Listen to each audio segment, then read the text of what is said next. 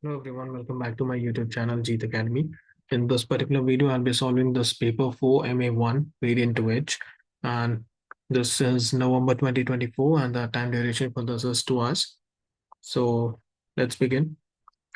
So I'll be starting from the last of this paper because we usually have difficult questions at the last, and you don't have to worry about the formula sheet. It is given to you right in front of you know uh, the questions which are going to be asked in the paper. Apart from these standard formulas, you need to remember, right, the remaining formulas. All right. So let's start without any further ado.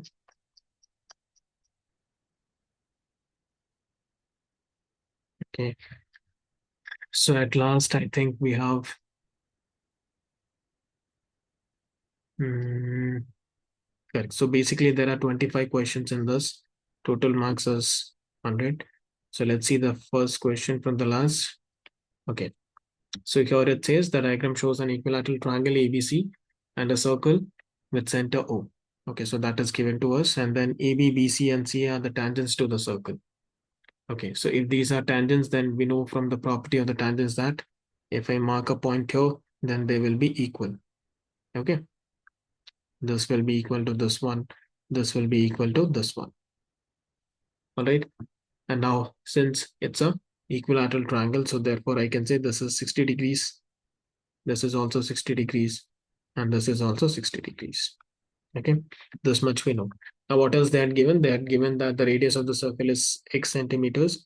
The total area in centimeter square of the region shown shaded in the diagram is nx square.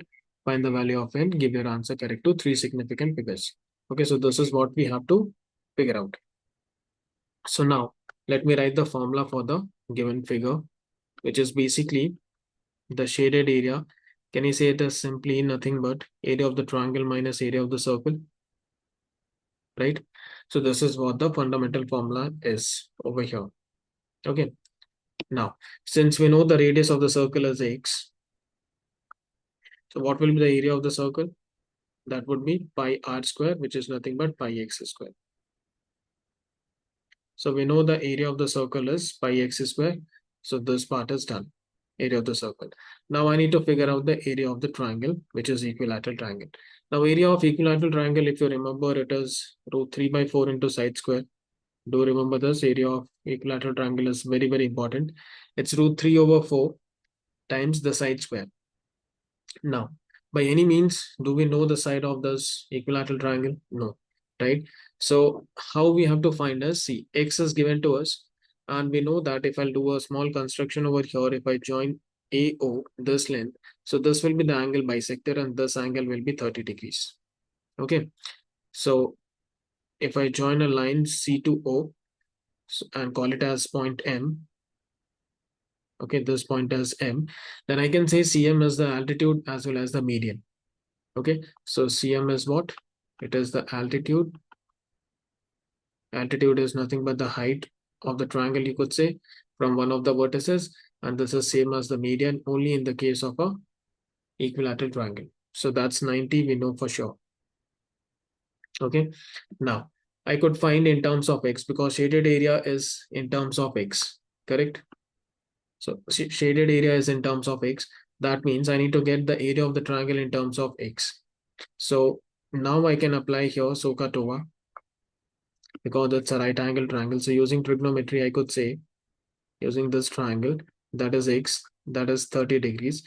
So this OA will bisect this. So now I need to find AM basically, and O is here. So I could say tan 30 degrees is equal to opposite over adjacent, which is AM. And tan 30 degrees is 1 over root 3 equal to x over AM, right?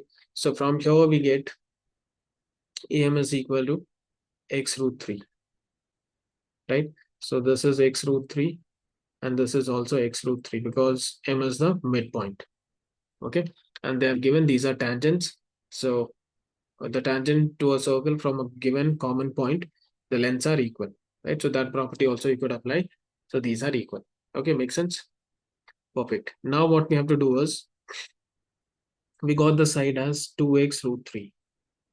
That's the complete side of this triangle. Okay. So that is 2x root 3. 2x root 3 and 2x root 3. Therefore, the area of the triangle, equilateral triangle, is root 3 by 4 times side square root 3 whole square. So what do we get? We get root 3 over 4. 2 square is 4. X square is x square. Root 3 square is 3. So 4 and 4 cancels out. We finally get 3x squared multiplied by 3. Root 3. So that is the area of the triangle. Okay. Now we'll find the shaded area. Area of the triangle is 3 root 3 multiplied by x squared minus pi x squared, which is the area of the circle, right? This is our fundamental equation here. Now area shaded is given to us, which is nx squared. So I'll take 3 root 3 minus pi x squared. Okay. Therefore, what is n? N is nothing but 3 root 3 minus pi. Okay. Now I need to compute this value. Let me read the question carefully. Up to 3 significant figures. So if I'll compute this, let me get the calculator here. So I could simply say 3 into root 3. 1 second. 3 multiplied by root 3, which is in decimals is this, minus shift pi. Gives me 2.05445, right? So up to 3 significant figures, it will be 2.05. All right. So that is your answer. Okay. Now moving on to the next one. 24th question. Let's read this. ABC are the 3 points on horizontal ground. And AB is equal to 8.4 meters. BC equal to 9.2 meters. B is on a bearing of 67 degrees from A. C is on a bearing of 129 degrees from B. Calculate the bearing of A from C. Give your answer correct to the nearest degree. Okay, so let me draw a rough sketch of this. Bearing means, in the clockwise direction from north direction. So from A, whatever comes after from that will be your reference. So first I need to draw A. And then I'll draw north. That's my north direction. And then from here, at an angle in the clockwise direction, 67 degrees. Okay, there exists a point B whose length is 8.4 meters. Okay, now it is saying, so this part is done. C is on a bearing of 129 degrees from B. So again, I'll draw north on B. And then 129 means 90 plus 40 around, something like that. So somewhere here. Okay, so that is C. So this complete angle is 129 degrees. Clockwise, right? Bearing is clockwise. Now they're asking calculate the bearing of A from C. Okay. So that means they're asking us to find A from C. So at C, I'll draw a north. And what they're asking here is to find this angle, which is this theta. Okay. So now let's try to solve this question. Let's get the interpretation here. North and north are parallel to each other, right? So let me extrapolate this one. So that's my south. Okay. So can I simply say here, if you look at the geometry, this is north direction. This is also north. So north and north will be parallel, right? So can I simply say AB is nothing but a transversal and therefore alternate interior angles. This angle will also be 67 degrees. Okay. Now this angle is how much? This is south direction. So I can simply say this angle, this north and south, they bear an angle of 180 degrees, isn't it? So 129 plus what will give you 180? So basically 180 minus 129, that gives you eventually 51 degrees, right? So this angle is 51 degrees. So we are sorted with this. Okay. Now concentrate on these two norths. So this will help us to get this. Now this north and this north is also parallel, right? Now BC acts as a transversal and therefore again a pair of alternate interior angles I could have. So this angle this time will be 51. I hope you are getting this, right? So this angle is 51. Okay. Now our aim should be to find basically this angle. And let's assume that this is alpha. Okay. So now theta I need to find. So theta would be nothing but reflex angle. So it is 360 minus alpha plus 51 degrees. Okay. This complete angle, if I'll subtract from 360, I'll get theta. Right. So this is what I need to do. Now I have to concentrate on how to find this alpha. So let me redraw this diagram. And I think I miss on something, which is, writing down this BC length. That BC is also given to us. So read the question carefully. That is 9.2 meters. So this angle, we got it as, 67 plus 51. 7 plus 1 is 8. And 6 plus 5 is 11. Correct. That's 108, 18, 8.4 meters.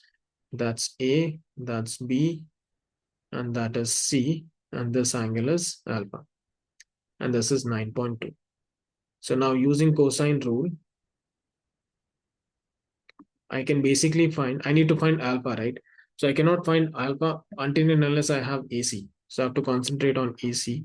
So using cosine rule, AC square is equal to 8.4 squared plus 9.2 squared minus 2 times 8.4 times 9.2 times cos of 118 degrees. Okay. So if I do this quickly on the calculator, we have 8.4 squared plus 9.2 squared minus 2 multiplied by 8.4 multiplied by 9.2 multiplied by cos of 118 degrees. So this gives me 227.761. So 227.761. So that's AC squared. And therefore, how much is AC? Under root of this positive value only we have to take 0.761. And that turns out to be, if I take the under root of answer, 15.091. So I can take it as 15.09 up to two significant or two decimal places. Now, I need to figure out alpha, right? So I got this as 15.09. Now you see here all the three sides I have. One angle is given and other angle I have to find. So can I use now sine rule? Correct. So I can think of sine rule in order to solve for alpha. So which side is opposite to alpha? 8.4. So I could write 8.4 divided by sine of alpha is equal to 15.09, which we just now found, over sine of 118 degrees. Okay. And therefore, cross multiplying this, we get sine alpha equal to 8.4 multiplied by sine 118 divided by 15.09. Okay. And then alpha will be sine inverse of this value, which we will get here. So basically, I need to find, or else I could directly do this entire expression as, sine inverse, one more brackets, 8.4 multiplied by sine of 118, close the bracket, one more brackets, okay, divided by, how much we had? 15.09, one more bracket. And if I press on this, I'm getting 29.44, right, up to two decimal place. So 29.44 degrees is my alpha. All right, now we need to figure out theta. So how much is theta? 360 minus alpha plus 51. Therefore, theta equal to 360 minus alpha, which is 29.44 plus 51. So this will give you answer plus, I'll do plus 51, which is 80 upon this minus 360. So that is giving me 279.56. Obviously positive because 360 minus those values I have to do. So 279.56, and they're asking give correct answer to the nearest degree. So 279 point something would be 280 degrees. Okay. So that is the bearing of, A from C. I hope you understood this question. Now moving on to the next one. Here we have expression, which is 16x squared minus 36 over x minus 7. Division sign is there. So clearly I can see here that it is in the form of a square minus b square. So I could write it as 4x whole square minus 6 squared divided by x minus 7. All right, now division, I'll change it to multiplication. I'll take the reciprocal of this. So this will become x squared minus 5x minus 14 over 2x squared plus 7x plus 6 minus 7 plus 8x equal to n. This is what we have over here. Right, now using the identity a plus b, the difference of the squares, and I can write it as 4x plus 6 whole thing over x minus 7 multiplied by, so two numbers whose product is negative 14 and the sum is negative 5 is basically negative 7 and 2, positive 2. So I can directly write x minus 7 and x plus 2. That's how we can factorize this, divided by, now we need to factorize this denominator. So 2 times 6 is basically 12, you can do on the side. So I need 7, so basically 4x and 3x. So basically what do we get from here is, the two factors that will eventually give me 2x. Right, so I could write it here as 2x plus 3. And then the other one would be 4 we have already taken. So it would become x plus 2. Correct. X plus 2 minus 7 minus 8x, right? I'm taking this minus inside. So both the terms will become negative, equal to n. And now x minus 7 cancels out, x plus 2 cancels out. Now I could see here that if I take 2 common, it will become 2x plus 3 multiplied by 4x minus 6, whole thing divided by 2x plus 3 minus 7 minus 8x equal to n. 2x plus 3 cancels out. 2 times 4 is 8x minus 12 minus 7 minus 8x equal to n. 8x and 8x cancels out. We get n equal to negative 19. So that's the solution. Okay. All right. Now moving on to the 22nd. We are given with simultaneous equations, and so y is given to us. So we'll basically substitute this y in the first equation. So what we get is basically x squared plus x plus 2 whole squared plus x plus 2 equal to 3. X squared, a plus b whole square is a squared plus 2ab plus b squared. So we get 2x squared plus 4x plus 4 plus x plus 2 equal to 3. And solving it further, we get 5x plus 6 minus 3. Taking the 3 to the left hand side, we get 2x squared plus 5x plus 3 equal to 0. Now, splitting the middle term, you can directly use the calculator basically. So let me do that. But they have asked algebraically, so let me do this. 2 and 3, right? So I can split the this middle term basically as 2x plus 3x, because 2 times 3 is 6. If I'll take 2x common, I'll get x plus 1 plus 3 here equal to 0, or else I'll get 2x plus 3 and x plus 1 equal to 0. So from here we get the value of x as negative 1 and negative 3 by 2, and therefore I need to find corresponding y values. So y is equal to x plus 2 So if I plug in x as -1, y is equal to 1. So we get the point as -1 comma 1. And if I plug in x as -3 by 2 plus 2, so that's -3 plus 4 over 2, which is nothing but 1 over 2. So the next point is -3 by 2 comma 1 by 2. So these are my solutions. Okay. Moving ahead. Okay. Set theory. The Venn diagram shows information about the numbers of items in set A, set B, set C, where x is an integer. All right. So we are given all these elements in terms of x. Given that cardinality, N stands for cardinality, A union B complement is equal to 26. Now, what is A union B? A union B means all of A plus all of B. Okay. And then complement. So complement means from the entire set, you just eliminate all of A and all of B. Right. So you subtract this entire A and entire B.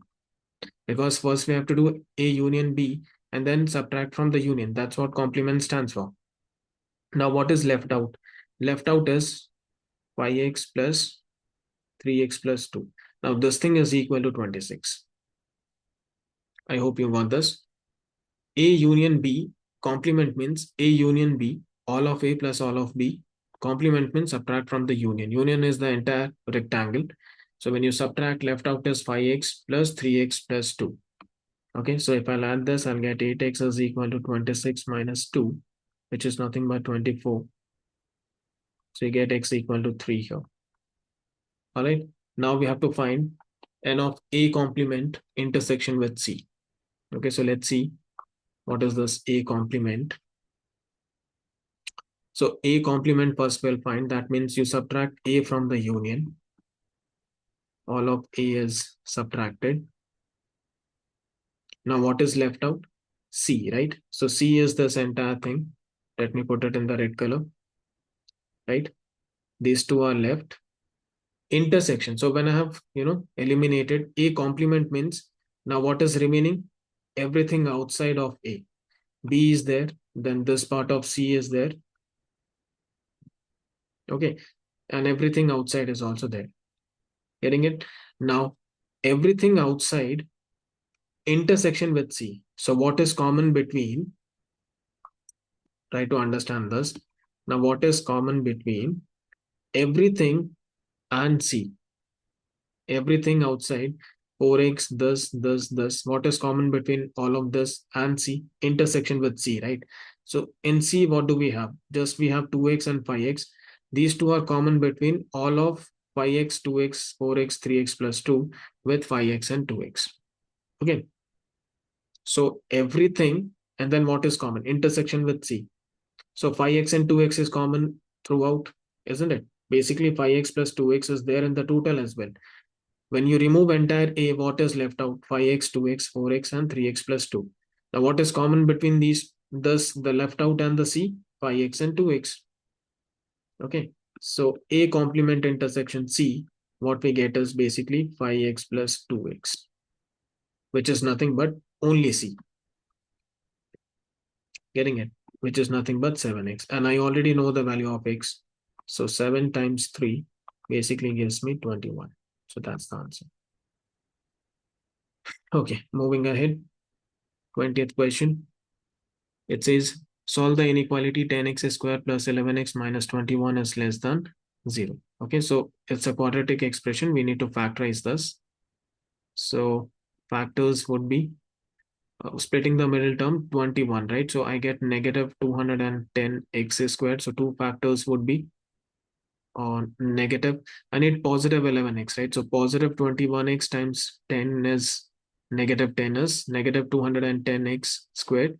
So I can write it as positive 21x minus 10x minus 21 is less than 0. Okay, so now rewriting this so that we can take the common factors. 21x minus 21 is less than 0. I can take 10x outside, so I'll get x minus 1 from here. Repeat the brackets, x minus 1. Now x times what will give you 21x? Positive 21 less than 0. Then we get x plus 21, and the next factor is x minus 1 less than 0. Now you equate these, basically get the critical points.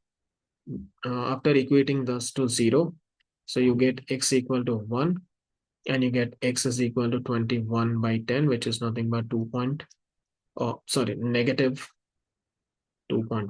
Okay. Now these are the roots, the critical points. Okay. Out of these roots means nothing but the values of x for which the function is equal to 0. Okay. So the least root, the smallest root, you write it on the left hand side, and the greatest root you write it on the right hand side, and copy the same sign of inequality, which is lesser than 0. So like this, and that's your answer.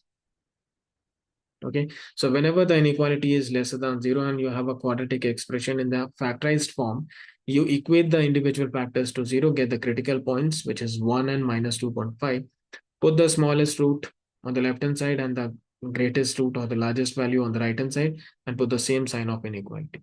So that's your answer. Okay, moving ahead with the function question. A curve has the equation y equal to f of x. There is only one minimum point on the curve. The coordinates of this minimum point is 5, 4. What do you understand by 5, 4? This simply means this is x value and this is y value. So f of 5 is equal to 4. This is what it means. Now they are asking what? Write down the coordinates of the minimum point on the curve with equation. Okay. F of x plus 5, and then we have 4. Okay. So now if I translate it to f of x plus 5, are you getting it? So now I should get this minimum point. There is only one minimum point they have mentioned here. So this is important. So y remains 4 only. Y will not change, right?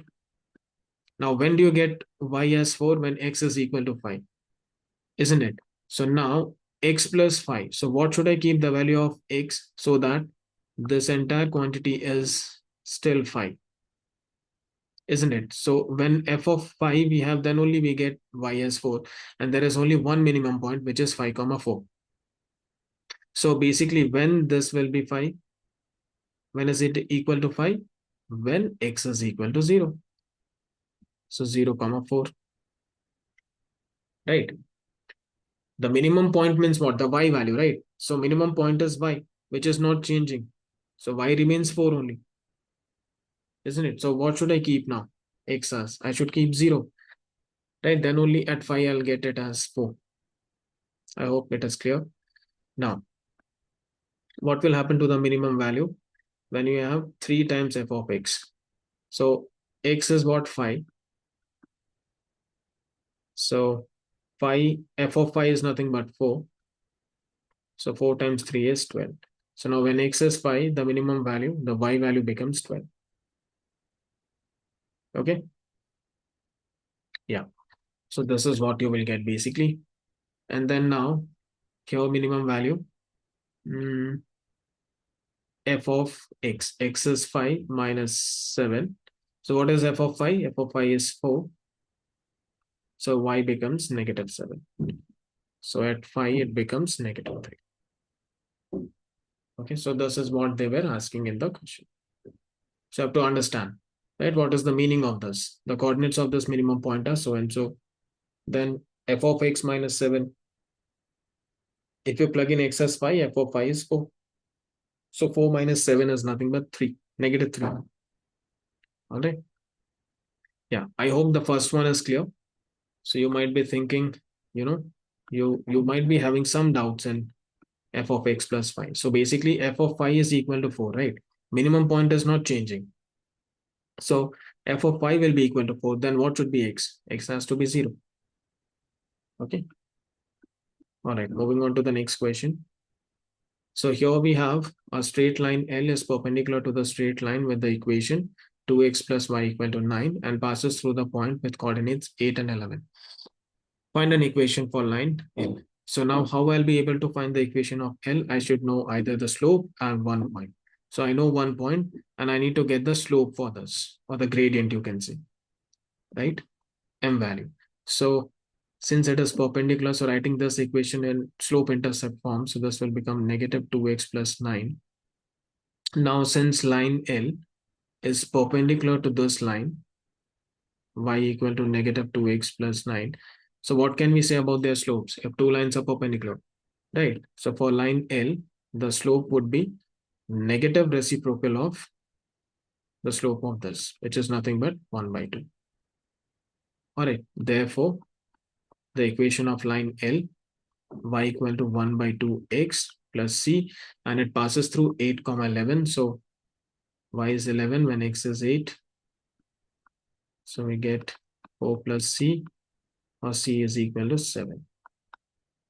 And therefore, the final answer, y equal to x by 2 plus 7.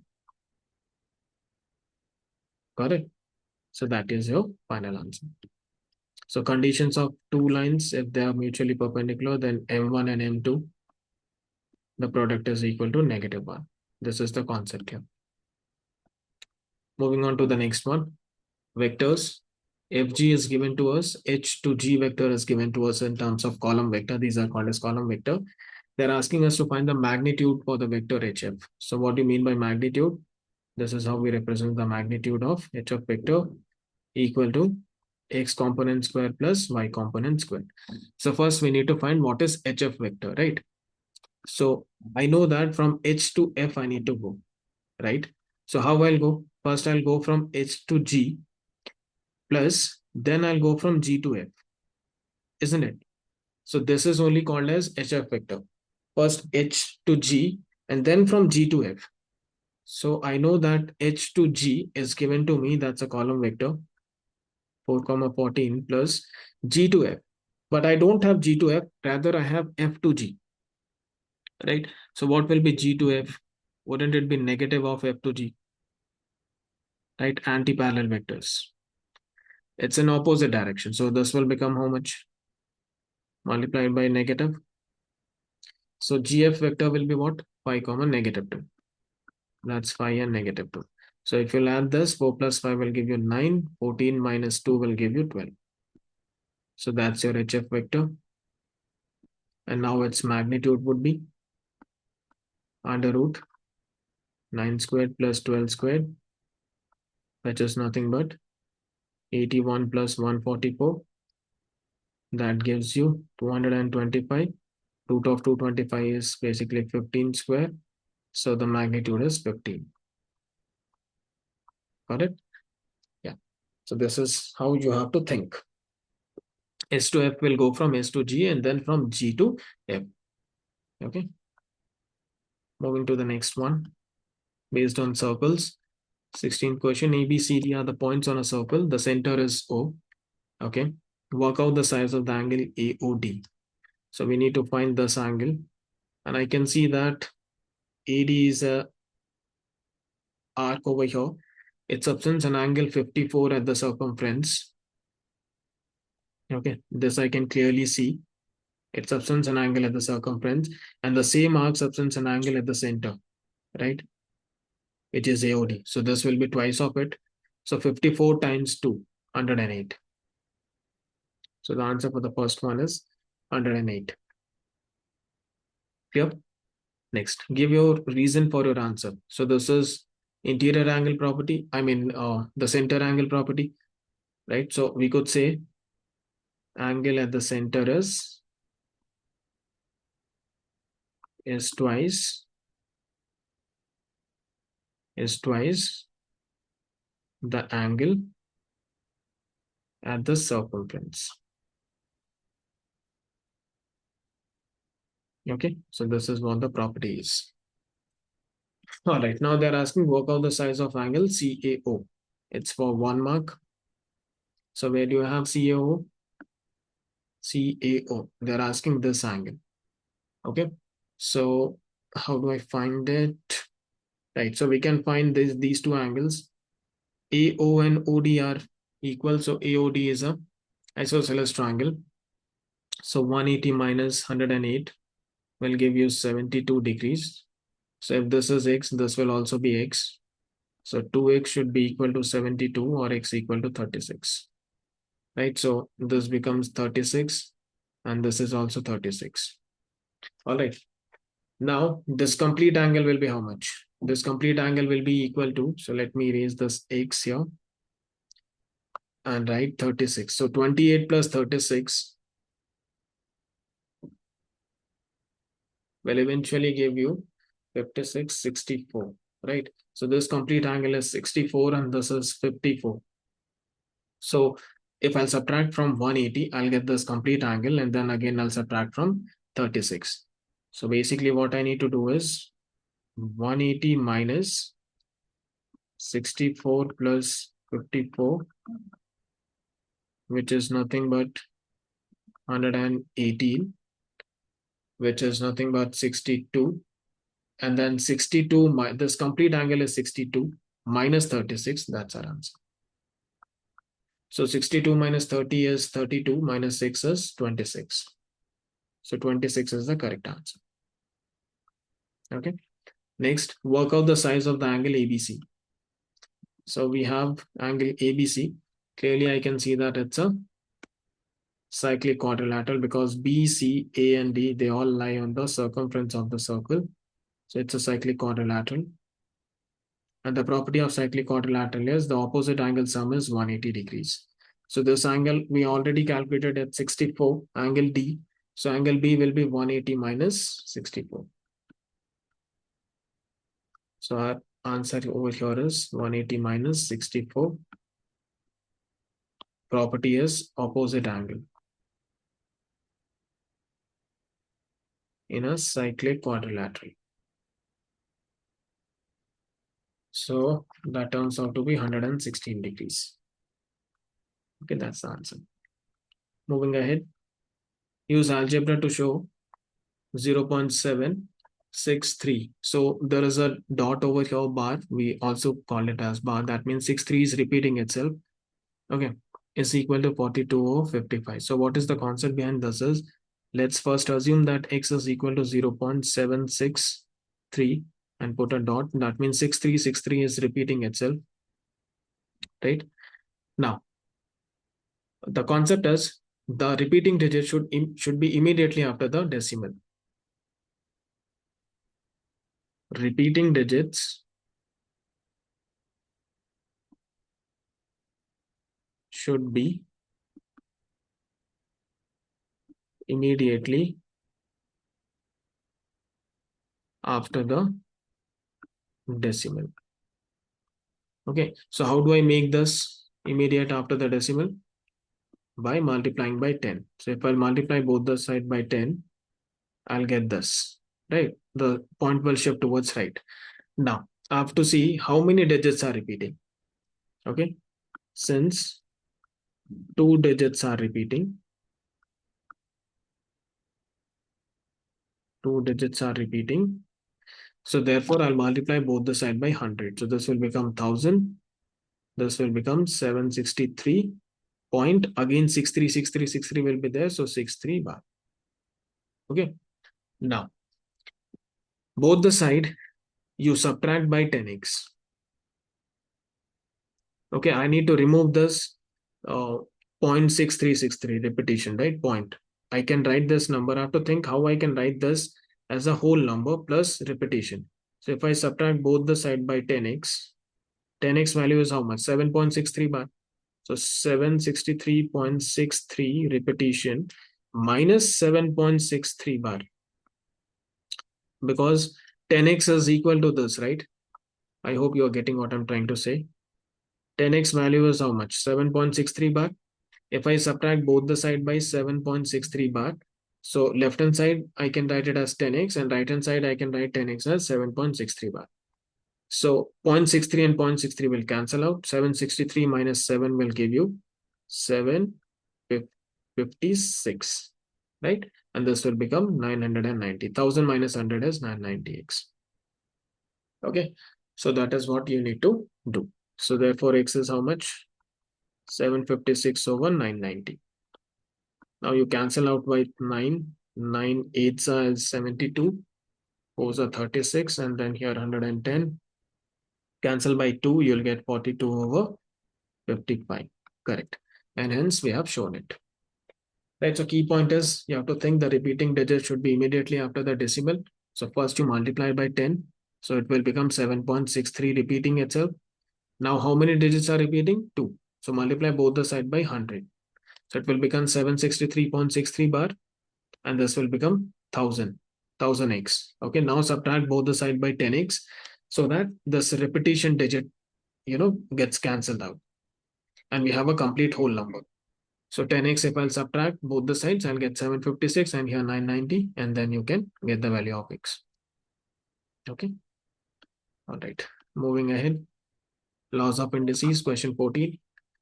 So LHS, if I'm solving, I see that it is bases are same. So in division, the power gets subtracted. So I can write it as 2n plus 3 minus 4 equal to, now RHS part. When bases are same in multiplication, the power gets added. So 3 plus 1 minus 2n. So we have here 2n minus 1, 3 to the power 4 minus 2n. Now when bases are same, we can compare the powers. 2n minus 1 will be equal to 4 minus 2n. 2n plus 2n, taking like terms to one side. 4 plus 1, 4n equal to 5, or we get n equal to 5 over 4. Okay, be careful with the minus sign. Okay, then it's easy. All right, moving on to the next question.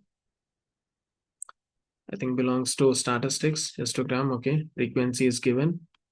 The frequency table gives information about the weights and kilograms of 60 parcels in a delivery van. All right, and then they're asking complete the cumulative frequency table. So the first frequency, that means I need to add them up. 4 plus 15 is 19, and then 19 plus 20 is 39. 39 plus 11 is 40, 50. And then 50 plus 6 is 56. 56 plus 4 is 60, right? And 60 parcels are there. So yes, correct. You should get the last cumulative frequency. The sum is 60. Okay. Now they're asking on the grid opposite, draw a cumulative frequency graph of the table. So where do we plot this? On the upper bound of the class interval, right? So at 1, we have the frequency as 4. So this is 5. So 4 means somewhere here. From 0 to 2, at 2, we have to draw 19. So 19 will be 1 less than 20.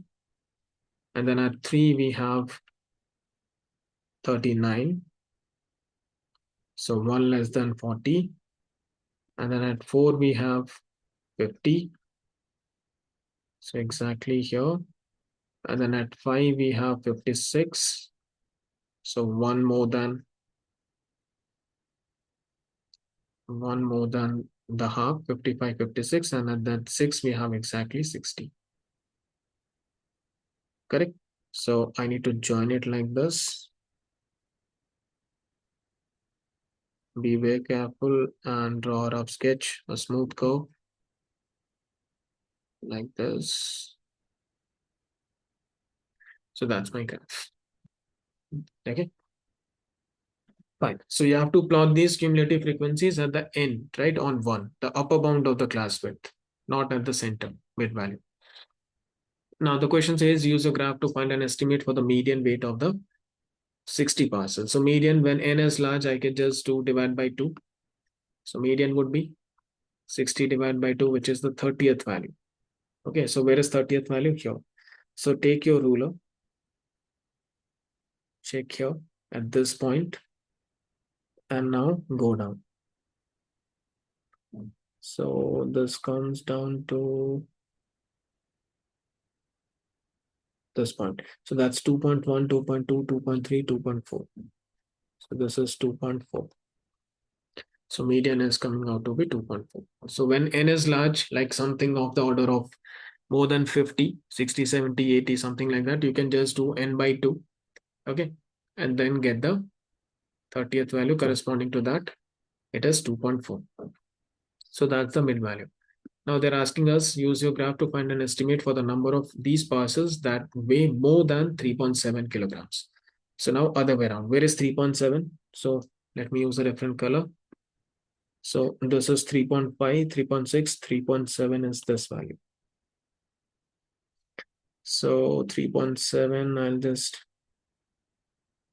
put a mark here. So I'll keep on going like this and this. Okay, so it crosses at this point. Now corresponding to this, we have, somewhere here, you need to use the ruler and get this point. So here, 41, 42, 43, 44, 45, 46, 47. So this value is 47, right? So from 47 to 60, how many are there? So we get 60 minus 47. Maximum is 60 minus 47. So that's 13, right? So there are 13, parcels which weigh more than 3.7 kilograms. All right. Moving on to the next one. Make C the subject. Okay. So C is inside under root, so squaring both sides. So under root will go away over C minus D. Now C is in the numerator and in the denominator. So you just multiply F squared by C minus D equal to A plus B times C.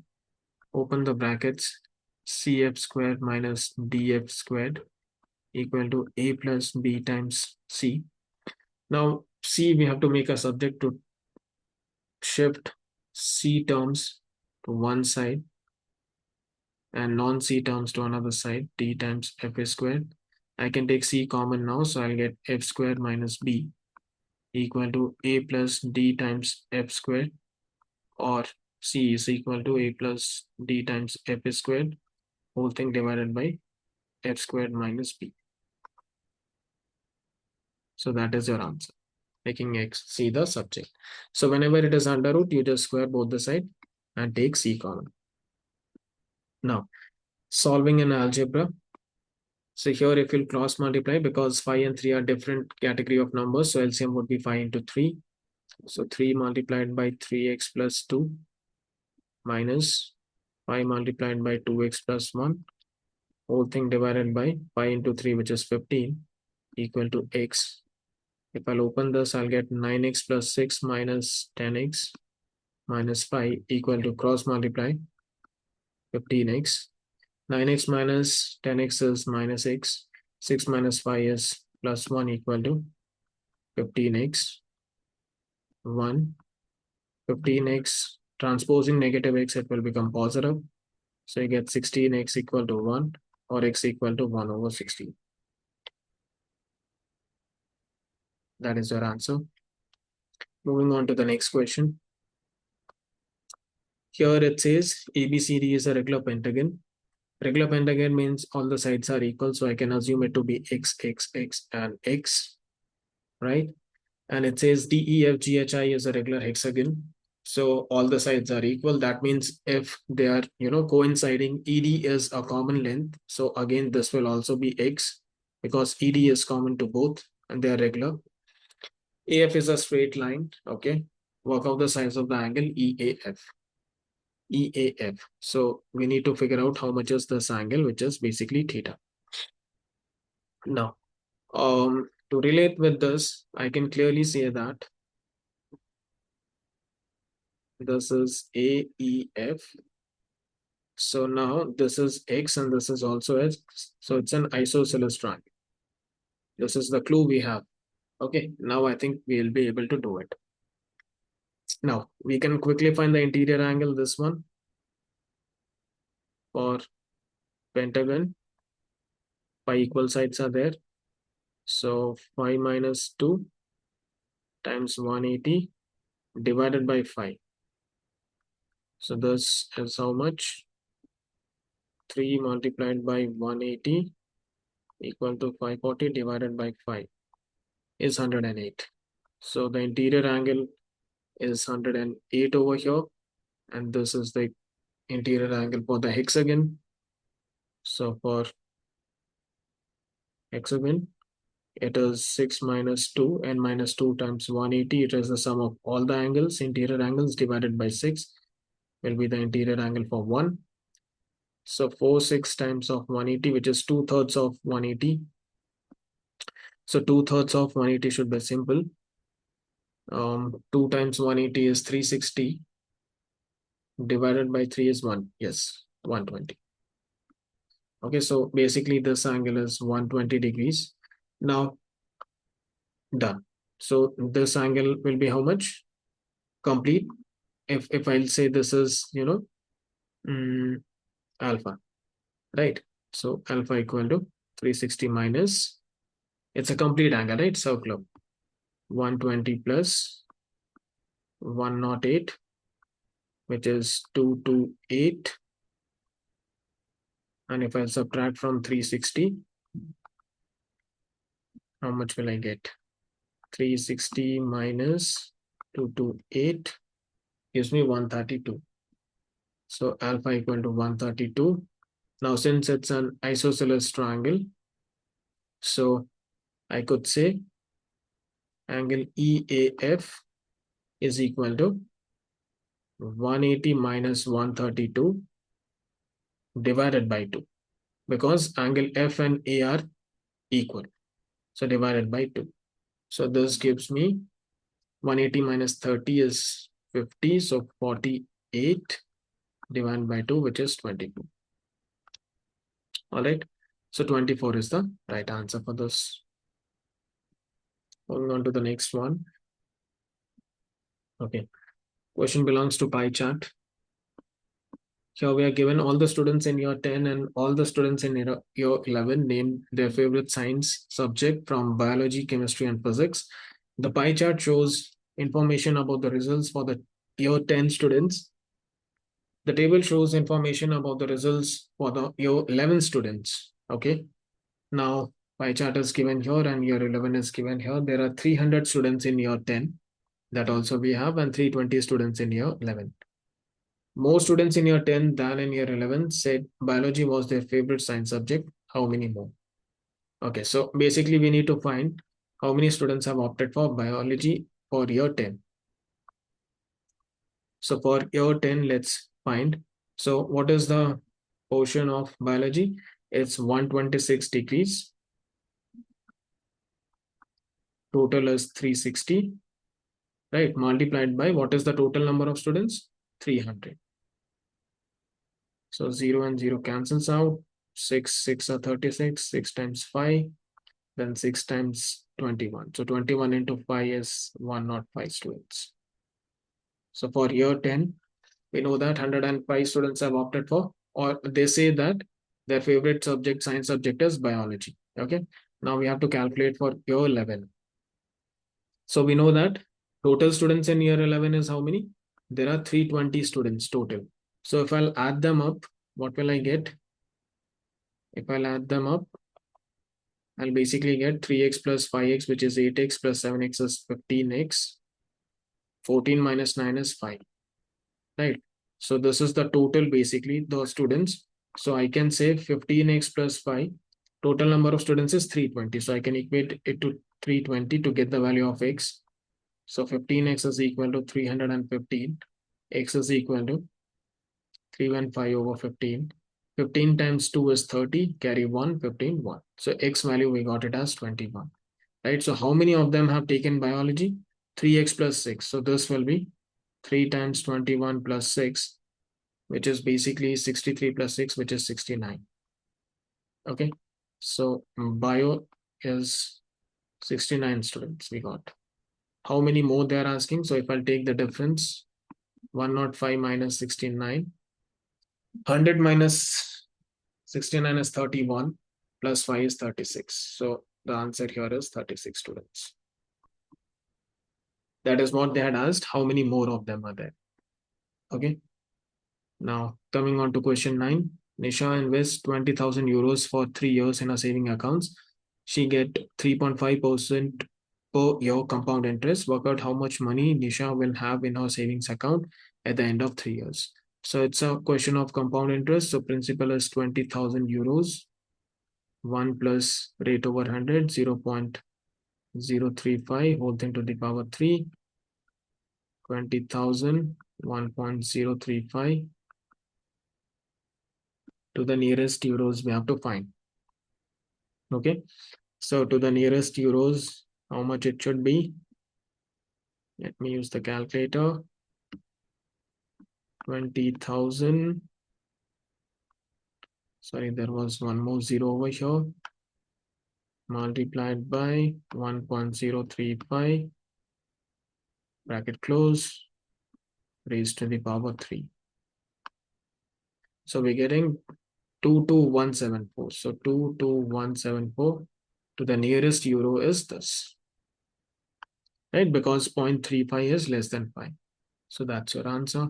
This is the total amount in our bank account. Moving on to the eighth one. Kim puts 4 bananas in a bag. The mean weight of the 4 bananas in the bag is 145 grams. Okay, so let's say Kim puts B1, B2, B3 plus B4, right? 4 bananas are there. The mean of this, so I don't know what is the weight of 4 bananas. Let's say it is B1, B2, B3, B4 divided by 4 equal to 145, right? That is what it says. Mean of 4 bananas. I don't know individual weights of the bananas. And he puts 1 more banana into the bag. The mean of the 5 bananas in the bag is 142 grams. Okay. So can I say here plus B3 plus B4 equal to 145 times 4, which is, let me use the calculator, 145 times 4 gives you 580. And now, so this is the sum. Now what happens? And he puts 1 more banana. Sorry, that's B2, B3, B4 plus B5, and now divided by 5, the mean becomes 142. Simple stuff. Sum of B1 to B4, we know it's 580 plus B5 over 5 equal to 142. Right. So I'm solving it here on the right hand side. We get 580 plus B5 equal to 142 times 5. So 5 times 2 is 10, 0, 1 carry. 5 times 4 is 20, 1, 2 carry, 710. B5 is equal to basically 710 minus 580, which turns out to be 20 plus 10, 30, 130. So 130 grams is the weight for the B5. Okay, this is what the concept is here. Next, moving on to inequalities. On the grid, draw the straight line with the equation x equal to 3. It's a vertical line. So this is what we need to draw.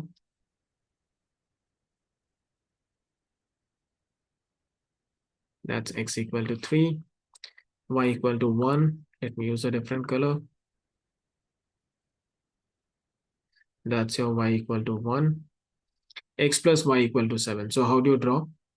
Use the intercept concept. Intercept concept says put x equal to 0, so your y is 7, and then put y equal to 0, your x is equal to 7, right? So 7 and 7 are the points. I need to join them like this. All right, so that's your x plus y is equal to 7. Now, once you have shaded this, they're asking x is greater than equal to 3. So x is greater than equal to 3 means everything here, everything greater than 3. Y greater than 1 means everything up, right? Everything is up, greater than this. And then it says x plus y is less than 7. So this region. Okay. So everything of the sort. Right. So what is the common area we are getting here? This is the common area we are getting, which is getting satisfied by all. So that's the region R. All right. Perfect. Moving on to the next one. The diagram shows a solid triangular prism total surface area of the triangular prism. So total surface area, there are two triangular faces. So 2 multiplied by half times base into height, correct? And then bottom is a rectangle.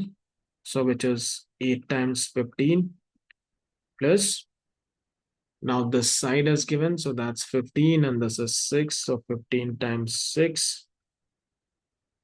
And then this diagonal inclined one, which is 10 and 15. 15 times 10. So if I add this, I'll get 48, 120 plus 90 plus 150. So if I add them, how much will I get? 210, 258, 258, so 408. That's our answer, centimeter square. Okay. Moving on to the next one. Probability. Cody has a biased five-sided spinner numbered 1, 2, 3, 4, 5. The table gives the probabilities that when the spinner is spun, it will land on 2 or on 3 or on 5. Okay. The probability that the spinner will land on 1 is the same as the probability that the spinner will land on 4. So I can assume that it is X. So this is also X. Now, the event that it lands on 1, 2, 3, 4, 5 are the total events in this particular, what do you call, observation. So these are exhaustive events. So the sum of all should be equal to 1. Okay, these are exhaustive events. Exhaustive events are nothing but all the events that are associated with an experiment. Okay, so 5 events are occurring in this experiment. So if I'll add them together, I'll get 2x plus 0.14 plus 0.17 plus 0.21 should be equal to 1. So I can use calculator now. So 1 minus 0.14 plus 0.17 plus 0. How much was it? 21. If I'll do this, I'm getting 0.48. Therefore, x equal to 0.24. So probability that it lands on 1 and 4 is 0.24. Now reading the question further, Cody is going to spin the spinner 400 times, work out an estimate for the number of times the spinner will land on 4. So expectation is like we expect, but it will, it might happen, but the chance of probability, the chance of occurrence of that event is less. But that is the reason here they have given estimate. Okay, we cannot with 100% guarantee we can say that it will be so many times. So expectation for 400 times it will be 400 multiplied by the probability of landing on 4. That is x. So 0.24. So 2400 is 24 times 4, which is nothing but 48 into 2, 96. So we expect that it should appear 96 times out of 400 times, but this is a very less chance. Okay. Now moving ahead. Question number 4, n is a number. I think you can do this. Percentage divided by 100. Off stands for multiplication times n equal to 357. So n is equal to 357 divided by 17. Basically cross multiplication. 17 times 2 is 34. Carry 1 17. So 1. So n is basically 200 and 2100 basically. Then in 2019, the population of a village was 650. 2020, the population of the village was 806. Work out the percentage increase in the population. So find the change divided by original value. Remember this, percentage changes always change upon original value multiplied by 100. Okay. So 50, 100, 156 divided by 650 times 100. 0 and 0 cancels out. 5 times 2, 5 times 13. 156 times 2 over 13. 13 times 1, 26, 2, 12 2s are 24. Okay. So 24% is the answer. Moving ahead. The diagram shows triangle PQR. Hypotenuse is given, angle is given. This is 90 degrees. So immediately think of SOHCAHTOA by default. And then they're asking work out the value of X. Give your answer correct to 1 decimal place. So hypotenuse is given, adjacent is given. So cos of 43 I should take. That's adjacent over hypotenuse. So X is 8.6 multiplied by cos of 43. Using calculator, cos of 43 equal to this multiplied by 8.6. So that is 6.289. So that is nothing but 6.3 up to 1 decimal place. Okay, centimeters. Be careful with the signs and the units.